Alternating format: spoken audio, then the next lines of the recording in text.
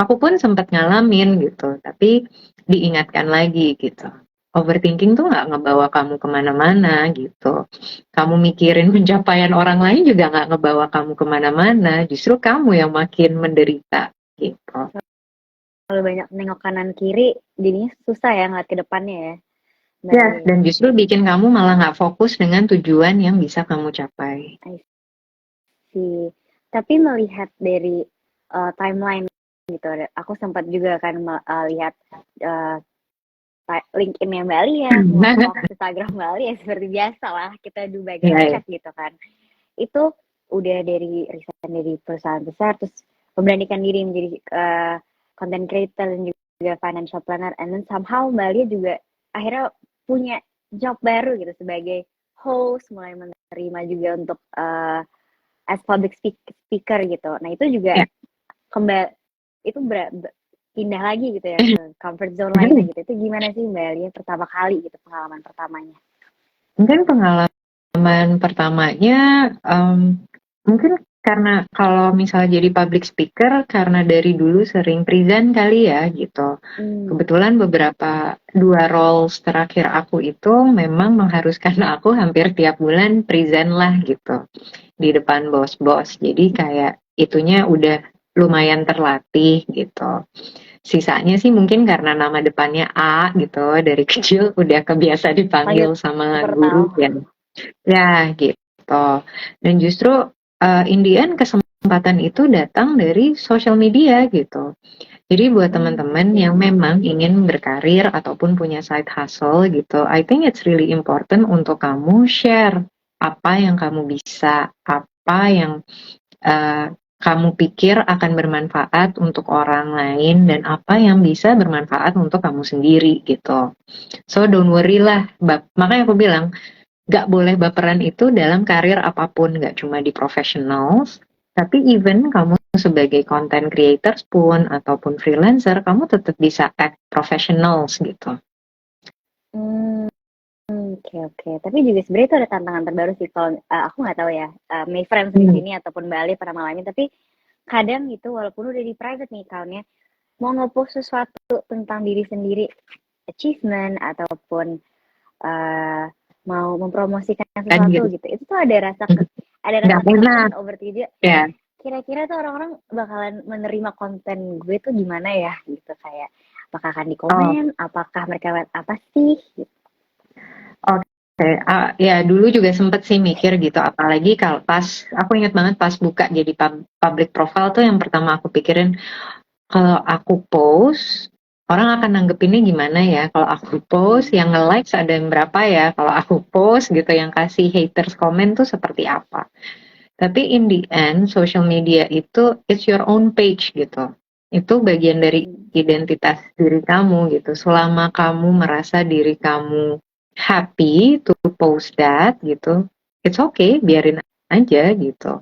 Kalau ada haters atau ada apapun, mereka hate karena mereka nggak bisa, karena mereka iri Kurang aja pede gitu. gitu ya untuk Iya, mengutarakan yes. achievement. Jadi sekarang mungkin aku ngepost ya karena memang aku pengen ngepost aja gitu. Kayak ada udah hilang ya pemikiran-pemikiran kira-kira orang nanggapinnya gimana ya gitu. Tapi udah Udah legowo deh. hilang. It is Dan my page, justru, I ya, will do it gitu ya. ya, dan justru ketika kamu memberanikan posting pikiran-pikiran kamu yang selama ini kamu keep for yourself gitu, ternyata banyak loh yang mend-DM dan say, makasih ya Mbak gitu, udah sharing gitu, makasih ya to let people know gitu, kalau pernah ada di titik nol, pernah jatuh, makasih ya udah. And DM-DM itu justru kayak membuat kita lebih berani untuk, oh ternyata bermanfaat juga ya apa yang bisa aku share gitu. Jadi ternyata somehow itu juga malah menjadi story yang relatable buat orang gitu ya, karena dia merasa Bali aja juga pernah di titik yang mereka lalui sekarang. Jadi di encourage juga untuk lebih vulnerable dalam berposting di sosial media gitu ya Mbak. Yes, yes, yes, bener banget. Al. Oke, kayaknya aku tadi ada pertanyaan yang bagus, tapi nanti kita bahas di Q&A aja gitu. Yang menarik. Oke. Oke, kita mungkin balik lagi nih ke daerah finansial karena sudah mulai nyerempet terlalu kanan. Oh iya, Kita maaf. nggak Oke. apa-apa. Kita kembali lagi gitu. Hmm. Menurut Mbak Lia, literasi finansial khususnya perempuan ya gitu di Indonesia atau dan anak muda sebagai selama ini dari 2020 sampai sekarang Mbak Lia menjadi financial planner dan juga sharing konten mengenai financial education gitu, sudah sejauh mana sih, sudah sebagus itu kah? Oke, mungkin kalau financial education itu masih segmented banget ya. Biasanya memang lebih ke upper middle class yang udah lumayan literate dengan baik gitu. PR-nya itu memang nggak semua teori finansial ataupun produk finansial itu bisa disamaratakan untuk segala segmen. Jadi memang berbeda.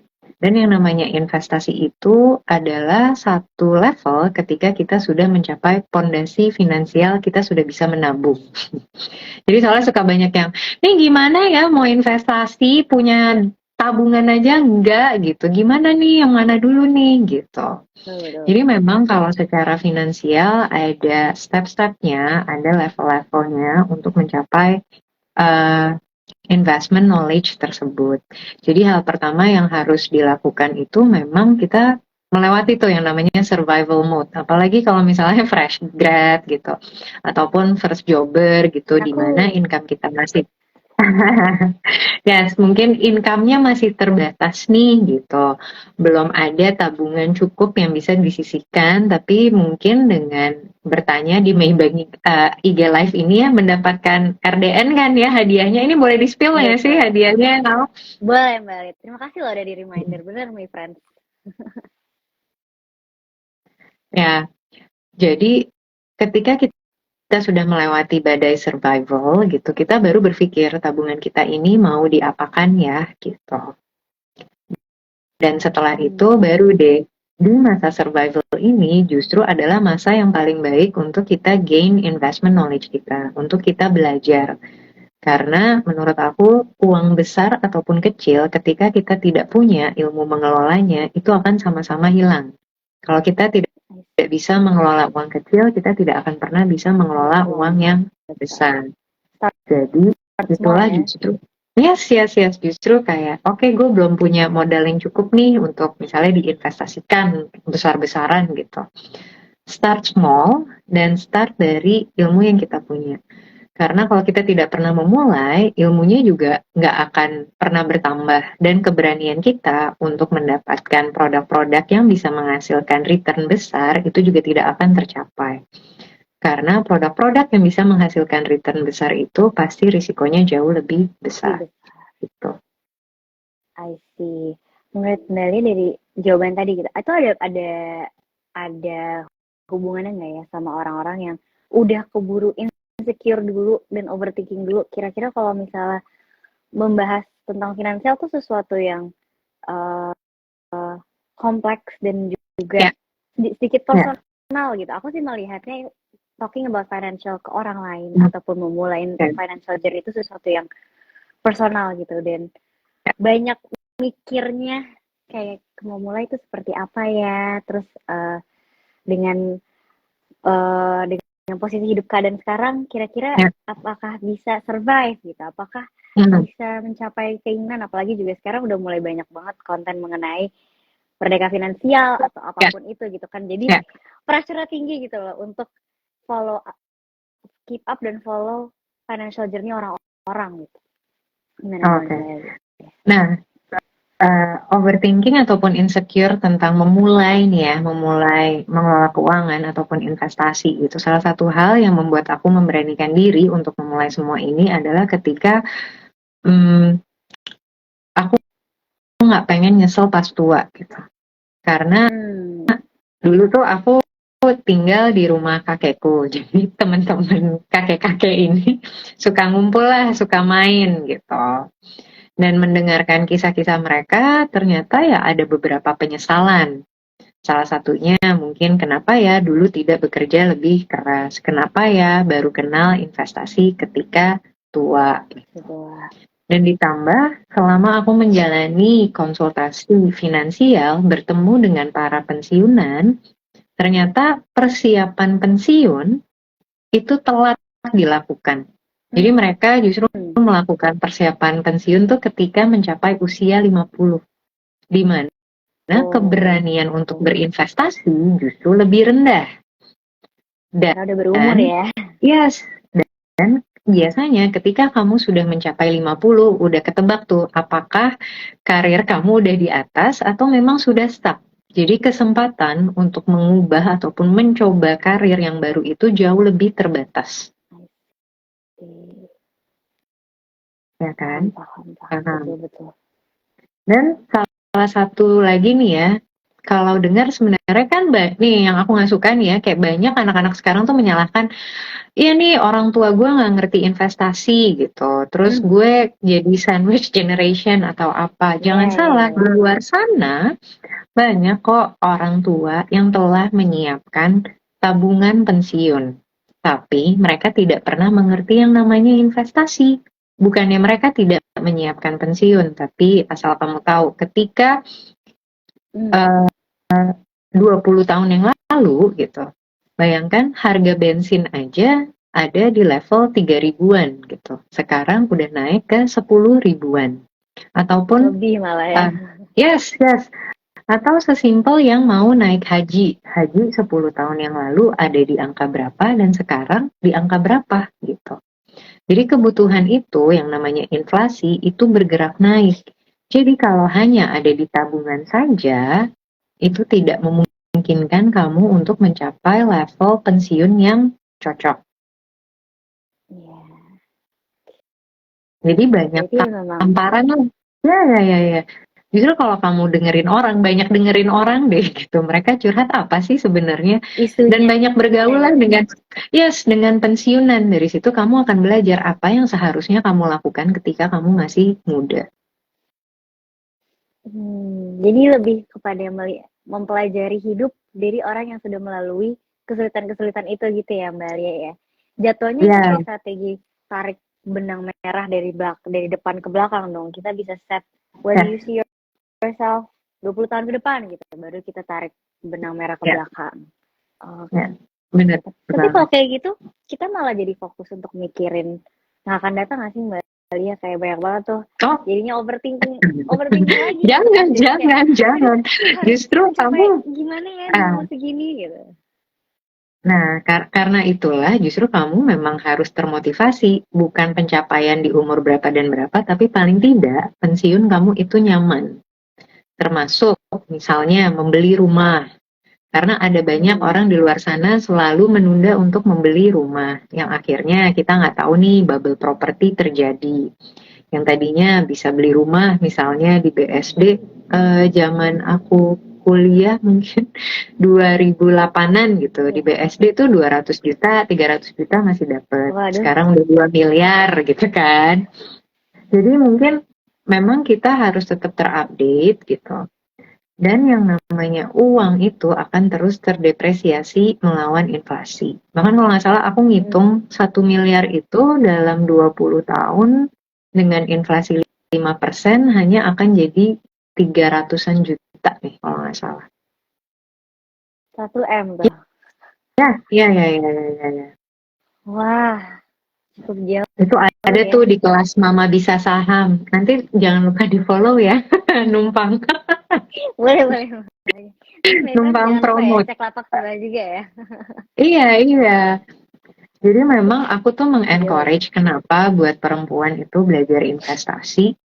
Karena kita ini sebagai ibu adalah role model dari anak-anak kita loh. Kita nggak bisa nyuruh anak kita, kamu melek dong investasi, tapi ibunya kagak ngerti gitu.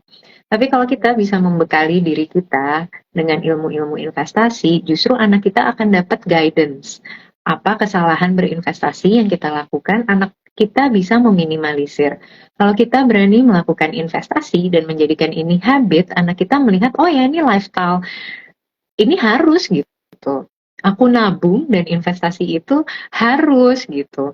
Makanya aku lebih bingung di luar sana lebih banyak yang pay later daripada melakukan investasi gitu. Aduh, kaum pay later. Itu kan sangat menggoda sih memang pay later ya. Kita bisa jatuh-jatuhnya kayak kredit card tapi lebih gampang. Yes, yes. Apply-nya lebih gampang ya. Ya, Apalagi juga sekarang pendidikan dan kesehatan juga itu dua hal yang nggak mungkin turun sih harganya ya, akan selalu naik setiap tahun ya. ya. Dan sebenarnya kalaupun nggak naik, salah satu hal yang naik terus itu adalah biaya kesehatan. Jadi semakin kita tua, kita akan membutuhkan biaya kesehatan yang jauh lebih banyak. Perawatannya lebih banyak dan biayanya lebih mahal. Karena resikonya lebih tinggi tentunya ya. Ya, gitu. Oke. Ini berat nih kalau mikirnya. Jadi overthinking sih Mbak Ali. Jangan overthinking lagi. Ya. Berarti buat Mbak Alia gitu, apa sih what's your definition of apa namanya financial goal yang nanti akan didapat gitu, dan bagaimana caranya Mbak Alia melakukan preparation menuju hal tersebut? Oke. Sebenarnya financial goals aku itu lumayan simple. Kalau buat aku sendiri, aku pengen bisa pensiun dengan tenang dan nyaman, ya. Dan yang kedua, financial goals aku itu adalah melihat anak-anak aku mendapat pendidikan yang terbaik. Jadi dua itu aja. Salah satu caranya memang harus kerja, karena kerja itu adalah sumber income, di mana income itu adalah modal kamu berinvestasi. Dan yang kedua, ya mau nggak mau memang harus investasi gitu. Bukan cuma karena cuannya, tapi kita harus melindungi nilai uang kita dari inflasi yang tadi kita bahas. Gitu. Jadi sebenarnya financial goalnya Mbak Alia bukan muluk-mulukin kayak punya yah di mana gitu ya. Enggak. Pensiun dengan tenang. Dan karena itu karena aku pernah ngerasain post resign blues itu, aku merasa justru kayaknya gue nggak cocok deh retire early tuh financial independence retire early gitu. Iya. Karena justru udah dengan terbiasa lakukan sesuatu yang produktif gitu ya. Menjadi produktif, berinteraksi, bersosialisasi, itu justru bikin lebih hidup gitu.